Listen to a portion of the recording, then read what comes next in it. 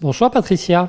Une fois de plus, c'est un élan commun qui est à l'origine de cette exposition. Une collaboration générale a permis sa réalisation. Oui, le fruit d'un travail, comme vous le dites, en commun entre la mission de préfiguration des archives nationales, les archives du Palais et l'Institut audiovisuel de Monaco. Ces trois entités qui ont bénéficié aussi de l'appui de la médiathèque de Monaco qui conserve un fonds photographique majeur sur la libération de Monaco, le fonds de taille. Quelle a été la part de l'Institut audiovisuel dans cette exposition ? On a travaillé sur nos propres collections, des collections photographiques, mais aussi des images animées, les quelques rares morceaux de films qui existent sur les bombardements et la journée du 3 septembre 1944. Ces photos et ces quelques documents vidéo animés, d'où provenaient-ils ? Alors il y a des fonds qui sont des fonds de particuliers qui nous ont déposé leur collection, qui sont sauvegardés dans nos archives. Je pense notamment aux photographies qu'a pu prendre André Soriano, lequel a aussi, avec une caméra 16 mm, filmé la liesse qui saisit la population de Monaco au matin du 3 septembre. Ce sont des images tout à fait saisissantes qui ont été réalisées à bord d'un véhicule qui pénètre dans Monaco par la Basse-Corniche. Oui, cela permet de rappeler l'importance pour ceux qui nous regardent ce soir de partager leurs documents de famille qui sont en leur possession, car pour certains, il s'agit de documents historiques qui peuvent se révéler précieux en termes de témoignages du passé. Oui, et puis c'est une période compliquée, la période de la guerre et de la libération. Donc c'est vrai que certaines personnes ont des difficultés à communiquer leurs éléments. Je vais prendre un exemple précis. On a récupéré, il y a à peine quelques semaines, un document filmé réalisé par Max Bruce, qui faisait partie du studio de Monaco. Et ce sont véritablement les seules et uniques images des quelques bombardements que Monaco a essuyés en août 1944, quelques heures avant la libération.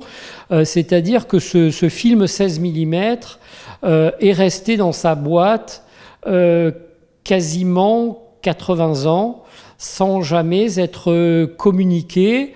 Et c'est vrai que c'est une grande fierté de pouvoir montrer une partie de ces images dans le cadre de cette exposition. Et j'ajoute en plus qu'elles ont fait l'objet d'une restauration spécifique pour l'occasion.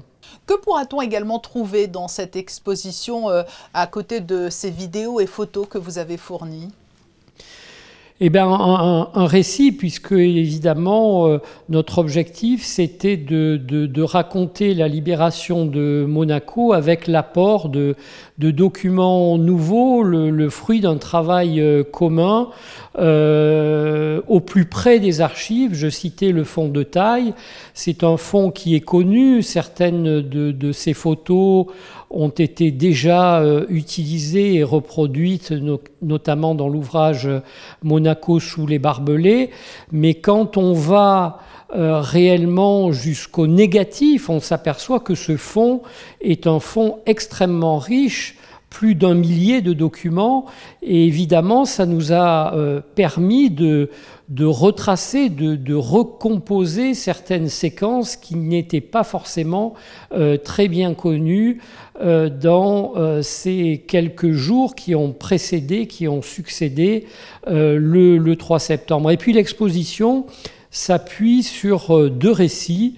Le récit du docteur Drouard, qui était médecin à l'hôpital de Monaco. Il avait 45 ans à cette époque et évidemment il a vu de près les bombardements et évidemment soigné de nombreux blessés à l'hôpital. Donc son témoignage est important, de même que le second, qui est celui de Jean de Flacieux, un enfant du pays, qui était étudiant pour entrer à HEC à l'époque, et il n'a pas encore 20 ans, et s'engage dans la résistance et raconte son point de vue sur les jours qui ont précédé et les jours qui ont suivi cette libération de Monaco, puisque, et on le raconte, cette libération ne s'est pas faite en un seul jour. Les scolaires de Monaco seront-ils invités à venir découvrir ce pan de l'histoire d'ici le mois de janvier? Tout à fait, cette exposition conçue comme une exposition dossier a évidemment une vocation pédagogique. L'optique pour nous, c'est de réaliser une exposition grand public, mais qui vise en effet les scolaires des établissements de la Principauté, à qui seront proposées des visites commentées durant les quelques semaines que va durer cette exposition au ministère d'État. Nous le rappelons donc, cette exposition à partir du 4 septembre ouverte au public au ministère d'État est consacrée à la libération de Monaco et dont l'inauguration aura lieu demain, mardi 3 septembre. Merci Vincent Vatrican. Merci Patricia.